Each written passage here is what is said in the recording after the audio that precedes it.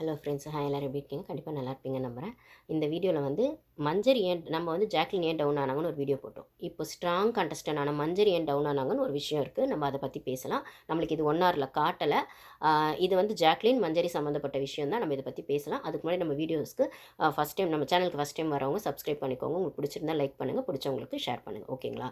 இதில் வந்து 2 நாள் முன்னாடி மார்னிங் ஆக்டிவிட்டி நடந்தது. அந்த மார்னிங் ஆக்டிவிட்டியில் நீங்கள் வந்து இந்த பிக் பாஸ் என்ன சொல்கிறாருன்னா, இந்த வீட்டுக்கு வந்து இந்த 45-46 நாளில் நீங்கள் இந்த கப்புக்காக என்ன மாதிரிலாம் வந்து கேம் ஆடுறீங்க, இல்லை நீங்கள் என்ன மாதிரி வந்து உங்களை ப்ரொஜெக்ட் பண்ணிக்கிறீங்க, எந்த அளவுக்கு ஹானஸ்ட்டாக இந்த கேம் ஆடுறீங்க அப்படிங்கிறத நீங்கள் வந்து சொல்லணும்.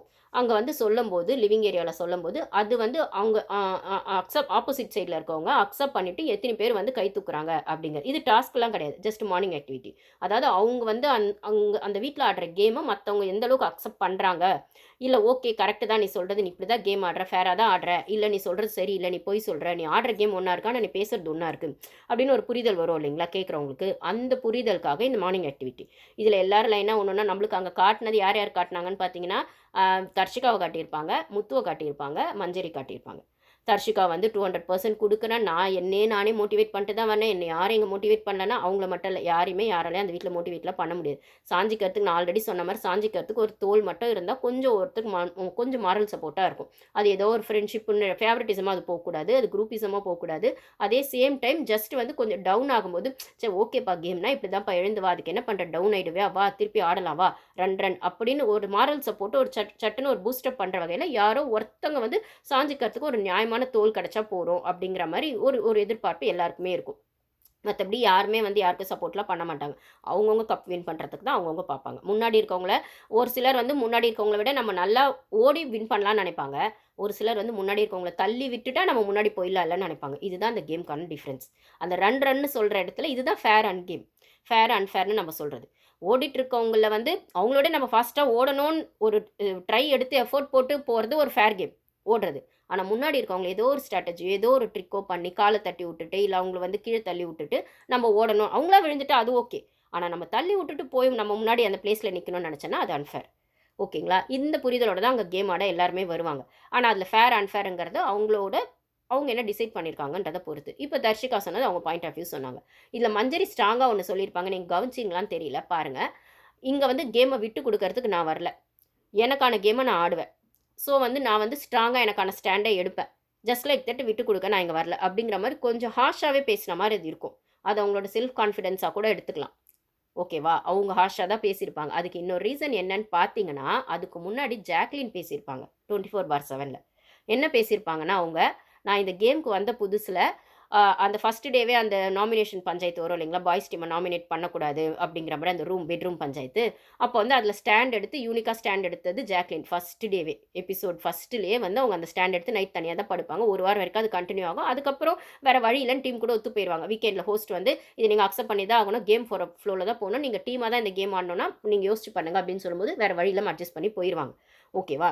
அப்போ அதை சொல்லுவாங்க, நான் ஃபர்ஸ்ட் டேவே அந்த ஸ்டாண்டை எடுத்தேன், பட் ஆனால் டீமாக தான் ஆடணும்னும் போது ஒரு இடத்துல என்ன நானே வந்து காம்ப்ரமைஸ் பண்ணிக்கிட்டு சரி ஓகே அப்படிங்கிற மாதிரி இந்த கேம்குள்ளே வந்துட்டேன். ஃபர்ஸ்ட்லாம் நான் நிறைய பேசிகிட்டே இருந்தேன். எல்லார்கிட்டையும் போய் என்ன ப்ரூஃப் பண்ணணும்னு நினச்சேன். எல்லார்கிட்டையும் என்னோட விளக்கத்தை சொல்லணும்னு நினச்சேன். பட் ஆனால் வந்து இப்போ வந்து நான் அதை பண்ணுறது இல்லை. எனக்கான கேம் மட்டும் நான் ஆடணும்னு யோசிக்கிறேன். ஒன்று, நிறைய பேசிகிட்டே இருந்தேன்னா நான் அதை குறைச்சிக்கிட்டு இப்போ வந்து என்ன சொல்கிறது, லிசனராக மாறியிருக்கேன். வெறுமனே லிசனிங் மட்டும் தான் நான் இப்போ வந்து ஃபோக்கஸ் பண்ணுறேன். நான் என்ன எப்படி மாற்றிக்கணுமோ அப்படி தான் வாரம் வாரம் என்ன சேஞ்ச் பண்ணிக்கிட்டு மாற்றம் ஒன்றே மாறாததுன்னு சொல்லுவாங்க இல்லைங்களா, அந்த மாதிரி மாற்றிக்கிட்டே இருக்கேன் அப்படிங்கிறது அது ஒரு ஸ்ட்ராட்டஜி தான். மாற்றிக்கிட்டே இருக்கிறது, வாரம் வாரம் ஒரு ஸ்ட்ராட்டஜி பண்ணிட்டே இருக்குது. அது ஃபேராக இருக்குதா அன்ஃபேராக இருக்குதாங்கிறது மட்டும்தான் விஷயம். ஓகேங்களா? அப்போ வந்து அந்த மாதிரி நான் பண்ணிகிட்டே இருக்கேன். இதில் இன்னொன்று என்னென்னா, இப்போ எனக்கு அந்த கேமை வந்து அந்த கப்பை வின் பண்ணோங்கிறத விட யார் வின் பண்ணாலும் எனக்கு ஓகே. ஆனால் என்னோட எஃபர்ட்டை நான் போடுவேன். அப்படிங்கிற மாதிரி ஜஸ்ட் அந்த கேம் விட்டு கொஞ்சம் ஸ்லைட்டாக தள்ளி போன மாதிரி ஒரு பதிலை சொல்லியிருப்பாங்க. அதாவது அவங்க சொல்ல வர்றது என்னன்னா, அவங்க மைண்ட் செட் நான் என்ன பார்க்குறேன்னா, கண்டினியூஸாக நாமினேஷனில் வர்றது அவங்க தான். 6, 7 வாரமாக முத்து கூட 1, 2ல வரல. தர்ஷிகாலாம் இப்போ தான் வராங்க. ரைட்டுங்களா? ஒவ்வொருத்தர் மாறி மாறி வராங்க. ஆனந்திலாம் ஸ்டார்டிங்கில் வரவே இல்லை, இப்போ தான் வராங்க. ஆனால் கண்டினியூஸாக ஃபர்ஸ்ட் வீக்ல அவங்க ஏன் நாமினேட் பண்ணியிருப்பாங்கன்னு நினைக்கிறீங்க? அந்த பெட்ரூம் விஷயத்துக்கு தான். சுனிதாலாம் அதை சொல்லுவாங்க. இனி இரிட்டேட் பண்ணிட்டே இருக்க, வெளில பார்க்குற ஆடியன்ஸ்க்கு இரிட்டேட் ஆகணும் போது உள்ளே நாமினேட் பண்ணாதாங்க வெளில வர முடியும். ஸோ உள்ளே இருக்கவங்கள வந்து நீங்கள் கொஞ்சம் வந்து என்ன சொல்கிறது, அட்ஜஸ்ட் பண்ணி போயிட்டீங்கன்னா, ஃப்ரெண்ட்ஷிப் பிடிச்சிட்டிங்கன்னா நாமினேட் பண்ண மாட்டாங்க. அந்த ஸ்ட்ராட்டஜியும் உள்ளே ஃபாலோ பண்ண தான் செய்வாங்க. ஆனந்தி ஆகட்டும், ஒரு சிலர் ஆகட்டும், தர்ஷிகா இவங்கலாம் அதை தான் ஃபாலோ பண்ணியிருக்காங்க ஸ்டார்ட்டிங்கில். ஆனால் ஸ்டார்ட்டிங்லேயே வந்து ஒரு ஸ்டாண்ட் எடுத்து ஸ்டடியாக அது நாமினேஷனில் வந்தாலும் பரவாயில்ல, அந்த கேமுக்கு என்னோட எஃபோர்ட்டை நான் இப்படி தான் கொடுப்பேன், இது என்னோட ஸ்ட்ராட்டஜின்னு சொல்லி ஸ்டாண்ட் எடுத்தது ஜாக்லின் தான். ஆனால் இப்போ வந்து அந்த கேம் ஸ்பிரிட்டோட வந்த ஜாக்லின் இப்போ போன வாரத்துலேருந்து டவுன் ஆயிட்டாங்க. எங்கே டவுன் ஆங்கன்னு நீங்கள் பார்த்தீங்கன்னா, ஜாக்லினை வந்து தீபக் கிட்ட சாரி கேட்க வச்ச இடத்துல தான் அவங்க டவுன் ஆயிட்டாங்க. சரி, அவங்க ஸ்ட்ராங்கான கேம் ஆடுறவங்களாம் டவுன் ஆயிட்டாங்களான்னா இல்லை, ஒரு பொண்ணாக டவுன் ஆயிட்டாங்க. அங்கே வந்து வர எல்லா பொண்ணுங்களுக்குமே ஆம்பளைங்களுக்கான ஈக்குவல் டஃப் கொடுக்கணும். அங்கே வந்து உங்களுக்கு வந்து இது இது வந்து லேடிஸ் விளையாடுற விளையாட்டு, இது பாய்ஸ் விளையாடுற விளையாட்டு, லேடிஸ் இப்படி பேசலாம், பாய்ஸ் இப்படி எல்லாருக்குமே ஈக்குவாலிட்டின்னு வரும்போது, நீங்கள் கேமுன்னு வரும்போது மட்டும் ஒரு நல்ல பொண்ணு இப்படி இருக்கணும், ஒரு பொண்ணு இப்படி பேசக்கூடாது அப்படிலாம் தீபக் மாதிரி ஆளுங்க உள்ளே இருக்கிறாங்கன்னா, மேல் சேவனிசம்மு இல்லை மேல் ஈகோ வச்சுக்கிட்டு அங்கே எப்படி ஒரு பொண்ணு ஈக்குவலாக கேம் ஆட முடியும் எனக்கு தெரியல. அப்போ அந்த மாதிரி ஒரு மேல் ஈகோ கிட்ட பிடிச்சோர் கிட்ட வந்து நீங்கள் சாரி கேட்க வைக்கிறீங்க. அது கேட்க வைக்கிற ஒரு வைஸ் பிரின்சிபல், கேப்டன், அந்த வாரம் கேப்டன். ஓகேங்களா? அப்போ வந்து அந்த பொண்ணுக்கான மொத்த செல்ஃப் கான்ஃபிடன்ஸும் அங்கே டவுன் ஆயிடுது. அங்கே பொண்ணு போய் அழுது மற்ற பவித்ராக்குமே அது உள்ளலாம் இருக்குது. மேல்யுகம் ஆமாம் நிறைய இருக்குது இந்த வீட்டில் அப்படிங்கிற மாதிரி ஒன்று இருக்குது. ஸோ தீபக் மாதிரி ஆளுங்க உள்ளே இருக்காங்க. தீபக் மாதிரி ஆளுங்க வெளில தெரியுறாங்க. விஷால் வந்து நைட்டில் பண்ணுறாரு, வெளில தெரியல. அவரும் ஒரு பொண்ணை மார்க் பண்ணி தான் ஆடுறாரு. ஒரு வேளை இப்போ கேம் உள்ள அந்த பொண்ணுக்கு அது தெரிஞ்சாலும் அந்த பொண்ணுக்கு அது ஹர்ட் தான் ஆகும். அந்த பொண்ணு சைக்கலாஜிக்கலாக டவுன் தான் ஆகும். நம்மளை பற்றி இவ்வளோ தப்பாக பேசியிருக்காங்களா, இவனை எவ்வளோ ஃப்ரெண்டாக பழகணும், இப்படிலாம் பண்ணுறாங்க. தர்ஷிகா அதே விஷால லவ் பண்ணுற மாதிரி ஒரு கண்டென்ட் எடுக்கிறாங்க. சௌந்தர்யா அந்த அந்த பையன் தப்பாக பேசியிருக்காரு அப்படின்னு தர்ஷிகாவுக்கு தெரிஞ்சு அந்த பொண்ணும் டவுன் ஆகும். சரி, நம்ம வந்து இப்படி இருக்கவங்க கூட தான் இந்த வீட்டில் ட்ராவல் பண்ணிட்டு இருக்கோமா அப்படின்னு டவுன் ஆகும்போது அங்கே இருக்க ஒவ்வொரு பொண்ணையும் அது சைக்கலாஜிக்கலாக டவுன் பண்ணும். அப்போ ஈக்குவல் டஃப் எப்படி கொடுப்பாங்க அங்கே இருக்க கேர்ள்ஸு பாய்ஸ்க்கு நான் கேட்குறேன். அப்போ ஒரு அந்த மேல் ஈகோக்கு நடுவில் அவங்க அந்த கேம் ஆடணும்னா அவங்களுக்கு அந்த பவர் மாரல் சப்போர்ட்டாகவும் சைக்கலாஜிக்கலாகவும் டீம் கொடுக்கணும், அதை ஹோஸ்ட் கொடுக்கணும், ஓட்டிங் போடுற நம்ம அதை யோசிச்சு போடணும். வெறும் 1 hour ஷோ மட்டும் போடாமல் இல்லை பிளைண்டாக வந்து இவங்களை சரி தப்புன்னு யோசிக்காமல் அவங்கள அனலைஸ் பண்ணி நிஜமாகவே அந்த கேம் அவங்க ஃபேராக தான் ஆடுறாங்களா அப்படிங்கிற மாதிரி தான் போட முடியும். ஓகேங்களா? இப்படி இந்த கேம் போகிற பட்சத்தில் அன்னைக்கு ஜாக்லின் சொன்னது, நான் வந்து இப்போ யாருக்கு இந்த கப்புனாலும் ஓகே, என்னால் முடிஞ்ச எஃபோர்ட் போடுவேன், யாருக்குனாலும் ஓகேன்னு கொஞ்சம் விட்டு கொடுக்குற மாதிரி பேசினோன்னே மஞ்சரி அதுக்கு கவுண்டர் கொடுக்குற விதமாக தான் ஸ்ட்ராங்காக வந்து பேசுகிறாங்க. இந்த கேமை நான் விட்டு கொடுக்க வரல, எனக்கான ஸ்டாண்டை நான் எடுப்பேன் அப்படின்னு பேசும்போது அவங்கள ஃபாலோ பண்ணி வந்த முத்து அதே மட்டும் கிட்டத்தட்ட ஓரளவு பேசினார். முத்துக்கு பேசுவாங்க சொல்லிக் கொடுக்கணும்.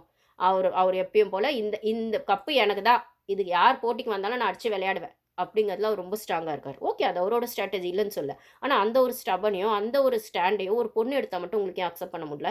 ஜாக்லின் எடுத்தால் அவங்கள சாரி கேட்க வச்சிருவீங்க. மஞ்சரி வந்து அவ்வளோ ஸ்ட்ராங்காக பேசினதுனாலே அந்த பொண்ணு கேப்டன்சியில் அவ்வளோ பிரச்சனை பண்ணி அந்த பேட்ச் எடுக்க பார்த்தீங்க. இப்போ அந்த கிங்டம் டாஸ்கில் அந்த பொண்ணு எல்லாத்தையும் மைண்டில் வச்சு கன்ஃபியூஸ் ஆகிடுச்சு. கேப்டனாக அவங்களே அதை சொல்கிறாங்க, என்னால் கேப்டனாக இருக்கணுமா டாஸ்கில் என்ன அன்றைக்கி கன்ஃபியூஸ் ஆகிட்டேன் அப்படின்னு சொல்லிட்டு. ஏன் பிக் பாஸ் இந்த கன்ஃபியூஷன் நீங்கள் பொண்ணுங்களுக்கு கொடுக்குறீங்க? சைக்கலாஜிக்கலாக அவங்கள டவுன் பண்ணிவிட்டு அப்புறம் அவங்க ஈக்குவல் டஃப் கொடுக்கணும்னு எப்படி கொடுப்பாங்க? ஒன்று இப்போ தீபக் மாதிரி அடித்து பேசுகிற ஆள்கிட்ட அடித்து தான் பேச முடியும். ஓகேங்களா? அன்ஷிதா நல்ல பொண்ணு, பவித்ரா நல்ல பொண்ணுன்னு தீபக் சொல்கிற இடத்துல அன்ஷிதா கிட்ட போய் ஒரு சாரி கேட்பாரு. சௌந்தர்யா கிட்ட கேட்க மாட்டார், ஜாக்லின் கிட்ட கேட்க மாட்டார், ஏன் மஞ்சரி கிட்ட கூட கேட்க மாட்டார். ஓகேங்களா? எப்படி கேட்பாரு? ஏன்னா இவங்க கூட பேசுகிறாங்களா, அவங்க மேல் ஈகோவை டச் பண்ணி விட்டுறாங்களே, எப்படி பேசுவாங்க? அப்போ இந்த மாதிரி விஷயம் இன்றைக்கி ஜாக்லின் சாச்சனா கிட்ட சொன்னது, ஜெஃப்ரியை வந்து நீ அவ்வளோ வந்து தோப்புக்கரணை போட வச்சிருக்கானா, நீ பார்த்தல அன்றைக்கி வந்து பர்சனல் அட்டாக் வந்து தீபக்குன்னு சொல்லலை, ஆனால் அந்த கான்டெக்ஸ்ட்டை தான் கொண்டு வராங்க. அதனால் இது பண்ணாதன்னா அந்த பொண்ணு எந்த தைரியத்தில் பண்ணிச்சுன்னா அந்த பொண்ணு கேம் ஸ்பிரிட்டில் தான் பண்ணிச்சானா கிடையவே கிடையாது சுத்தமாக. ஜெஃப்ரி மேலே இருக்க கோவத்தில் அந்த பொண்ணு பண்ணிச்சு. அன்றைக்கி அந்த பொண்ணு பேட்ச் கொடுக்க போகும்போது அந்த விஷயத்தை வந்து கவுண்டர் கொடுத்து இவர் நல்ல பேர் வாங்கி ஸ்கோர் பண்ணிட்டார். அந்த பொண்ணு பல்ப் வாங்கிச்சு. ஜெஃப்ரிக்கோ சாச்சனாக்கு ஒரு கோல்டு வார் உள்ளே போயிட்டே இருக்குது. அதனால் அந்த பொண்ணு பண்ணிச்சு. ஓகேங்களா? அதில் பண்ண மாட்டேன்னு சொல்லி ஜெஃப்ரி ஸ்டாண்ட் எடுத்துருக்கலாம், அந்த டாஸ்க் நான் பண்ண மாட்டேன்னு. ஆனால் அவர் பண்ணிட்டு நல்ல பேர் அவர் வாங்கிட்டார். முத்து பண்ணிவிட்டு நல்ல பேர் வாங்கி மஞ்சரியை மாட்டி விட்ட மாதிரி. ஏன்னா எல்லார் மைண்டில் தான் முத்து ஒன்று ஃபீட் பண்ணியிருக்காரு. கேர்ள்ஸ் டீம் என்ன டாஸ்க் பண்ணால் முடியாதுன்னு மட்டும் நம்ம சொல்லக்கூடாது, செஞ்சிடணும் அப்படின்னும் போது அது செஞ்சுட்டு மூச்சு வாங்கினது முத்துவே பண்ணிட்டார்னா இப்போ இவருக்கும் தான் கை கால் வலிக்குது செஞ்சுட்டு. ஏன் செய்கிறீங்க? முடியாதுன்னு சொல்லுங்கள். கேர்ள்ஸ் முடியாதுன்னு சொல்கிறாங்கல்ல, முடியாதுன்னு சொல்ல வேண்டியது தானே. ஒரு வகையில் அந்த பொண்ணு ரிவெஞ்ச் எடுத்தது தப்பு தான், நான் இல்லைன்னு சொல்லவே இல்லை. நீங்கள் ஏன் செஞ்சீங்க? நீங்கள் செஞ்சு அங்கே நல்ல பேர் வாங்கணும்னு பார்க்குறீங்களா, இல்லை செஞ்சு அவங்கள வந்து தப்பாக காட்டணும்னு பார்க்குறீங்களா? முத்து அதை ஸ்டார்டிங்கை கரெக்டாக சொல்லி மஞ்சரி விஷயத்தில் ஜிம் அந்த டாஸ்கில் நல்ல மைண்ட் ஃபீட் பண்ணி விட்டார் பாய்ஸ்க்கு. இப்போ அது ஒவ்வொரு பாய்ஸும் அதை அப்படியே தான் ஃபாலோ பண்ணுறாங்க. ஸோ இந்த கேம் போகிற போக்க பார்த்தா எனக்கு ஒரு சில விஷயங்கள் வந்து இதை நுக் அண்ட் கார்னர் டெய்லி அந்த ரிவ்யூ வந்து அப்படி பண்ணணுமா அப்படிங்கிறத விட எங்கெல்லாம் கான்ஃப்ளிக்ட் ஆகுதோ இல்லை எங்கெல்லாம் அது சரியா இல்லையோ அப்போ அங்கே மட்டும் எனக்கு எடுத்து பேசணும்னு தோணுது கைஸ். ஸோ இதனால் மஞ்சரி இந்த வாரம் ஃபுல்லாக டவுனாக தான் இருப்பாங்க. நெக்ஸ்ட் வீக் ஏதாவது கொஞ்சமாவது ஸ்டாண்ட் எடுத்து மஞ்சரியாவது வருவாங்க. ஜாக்லின் டவுன் ஆயிட்டாங்களேன்னு பார்த்தா மஞ்சரியும் டோட்டலாக டவுன் பண்ணி உட்கார வச்சிட்டாங்கன்னு தான் நான் சொல்லுவேன். ஸோ இதுக்கப்புறம் அந்த பொண்ணு திருப்பி ரைஸ் ஆகி வருமானு எனக்கு தெரியல. இல்லை வேறு யாராவது வைல்டு கார்டு நீங்கள் உள்ளே விட்டாலும் முத்துக்கு ஈக்குவல் டஃப் குடுக்குற ஆளா வெளில விடுங்க. முத்து ஒண்ணும் ஃபேர் கேம்லாம் ஆடல. அவரு வந்து நியாயமா இருக்க மாரி ஒண்ணு காட்டிக்கிறாரு. சரியான மேனிபுலேட்டர் அவரு. அவருக்கு வந்து ஈக்குவல் டஃப் குடுக்கணும்னா, அதே மாரி ஒரு மேனிபுலேட்டர் தான் நீங்க உள்ள விடணும். தப்போ சரியோ, நீ அடிச்சான்னா நானும் அடிச்சு ஆடுவேன். நீ நியாயமானா நானும் நியாயமா ஆடுவேன். அப்படிங்கிற இடத்துல அது வரணும். ஜாக்லின் மாரி என்ன சொல்றது? ஓரளவுக்கு ஸ்ட்ராங் கண்டஸ்டன்ட்டயே நீங்க டவுன் ஆக்கிட்டீங்க. மஞ்சரி மாரி அடிச்சு ஆடணும்னு நெனச்ச ஆட்டிட்யூடாவே அவங்க இருந்தாலுமே, அது தப்பு இல்ல அந்த கேம பொறுத்தவரைக்கும். ஓகேங்களா? முத்து அளவுக்கு அது ஈக்குவலா டஃப் குடுக்கணும்னா, அதுக்கேத்த மாரி ஒரு ஸ்ட்ராங் கண்டஸ்டன்ட் உள்ள இருக்கணும். ஆனா, அது கேர்ல்ஸ் டீம்ல வரணும்னு நீங்க டிசைட் பண்ணா, அந்த சப்போர்ட்ட கேர்ல்ஸ் டீமுக்கு நீங்க குடுக்கணும். ஒண்ணுமே குடுக்காம நீங்க சும்மா கேம் ஆடுங்க, சுவாரஸ்யம் குடுங்கன்னா, இப்ப அவங்க சுவாரஸ்யத்த விட, அவங்க கேர்ல்ஸ்க்கு எல்லாருக்கும் அங்க ஒரு செல்ஃப் ரெஸ்பெக்ட் முக்கியமா இருக்கு. அவங்களுக்கான அந்த ஒரு சைக்காலஜிக்கலா அவங்க ஸ்ட்ராங்கா இருக்கணும்ன்றது முக்கியமா இருக்கு. அந்த சப்போர்ட்ட குடுக்கல நீங்க பிபி டீம். இப்போ நேத்து அந்த கிங்டம் டாஸ்க் ஆனோனயே வந்து மஞ்சரி கேட்குறாங்க. ஒரு படைத்தளபதின்னும்போது நீங்க வந்து அ மஞ் அ தீபக் அப்படி பேசுவீங்களா? தீபக் சாருக்கு நீங்க ஒரு ரெஸ்பெக்ட் குடுக்குறீங்கல்ல. ஆனா எங்க சைட்ல எங்களுக்கு யாருக்கும் அது கிடைக்கலன்னு பவித்ராவாகட்டும், அவங்களாகட்டும் நாங்க ஃபீல் பண்றோம் அப்படின்னு ஓப்பனா சொல்றாங்க. ஆஸ் எ கேப்டனா சொல்றாங்க, பொண்ணா சொல்றாங்க. இது அந்த சைடு முத்துக்குலாம் புரியாம தான் இருக்குன்னு நீங்க நெனைக்கிறீங்களா? தீபக்லாம் தெரியாம தான் அத பண்றாருன்னு நீங்க நெனைக்கிறீங்களா? ஏன் விஷாலுக்கெல்லாம் தெரியாதா செய்யறது தப்புன்னு? ஒரு வார்னிங் வந்த அப்புறமும் கூட. ஆனா அவங்க தெளிவா பண்றாங்களே அந்த தப்ப, தைரியமா பண்றாங்களே! அவ எந்த காரணத்துல பண்றாங்க? டீம் சப்போர்ட்ல தான? இல்ல இந்த பிபி ஷோவ வந்து கிட்டத்தட்ட வந்து 70, 80% பாய்ஸ் தான் பார்க்குறாங்க. ஜென்ட்ஸ் தான் பார்க்குறாங்க. கேர்ல்ஸ் 30, 40% இப்ப தான் பார்க்க ஆரம்பிச்சிருக்காங்க 4, 5 சீசனா. அப்ப நீங்க ஒரு கமர்ஷியல் ஹிட்டுக்காக இத வந்து பாய்ஸ் சைடுக்கே கொண்டு போயிடலாம்னு நெனச்சுட்டு இந்த கேம் பண்ணீங்கன்னா, அப்போ பிக் பாஸும் வந்து பாய்ஸ் தான? பாய்ஸ் டீம் தான? நான் அப்படி ஒரு ஷார்ட்ஸும் போட்டுருக்கேன். பார்க்காதவங்க போய் பாருங்க. அப்ப நீங்க 2 பேரையும் வச்சு ஒரு ஈக்குவலா வந்து சொசைட்டில ஈக்குவலா அதுவும் இந்த சீசன் நீங்க பாய்ஸ் வெஸ் கேர்ல்ஸ்ன்னு வச்சிருக்கிறதுக்கு காரணம், நீங்க 2 பேருக்கும் ஈக்குவல் ஆப்பர்ச்சுனிட்டி குடுக்கணும். ஈக்குவல் அந்த டஃப் குடுக்கறதுக்கான அந்த விஷயங்கள நீங்க பண்ணணும். அந்த ஈக்குவல் சப்போர்ட் குடுக்கணும். நீங்க அப்படி குடுக்கலங்கிற பட்சத்தில, நீங்க இத நார்மலாவே போன சீசன் மாரி ஸ்மால் பாஸ் வெஸ் பிக் பாஸ்ன்னு எடுங்க. இல்ல இண்டிவிஜுவல் கேம் அப்படிலாம் வைங்க. பாய்ஸ் வெஸ் கேர்ல்ஸ்ன்ற மாரி அந்த அந்த டாபிக் உள்ள இந்த கேம கொண்டு போவாதீங்க. அதுக்கு நீங்க சப்போர்ட் பண்ணலனா, அந்த டாபிக் உள்ள இந்த சீசன கொண்டு போவாதீங்க. நீங்க பிரிச்சு விட்டுட்டு பாய்ஸ் அண்ட் கேர்ல்ஸ் அப்படிங்கிற மாரி சீசன கொண்டு போங்க. பாய்ஸ் விஸ் கேர்ல்ஸ்ன்னு கொண்டு போகாதீங்க. Thank you guys.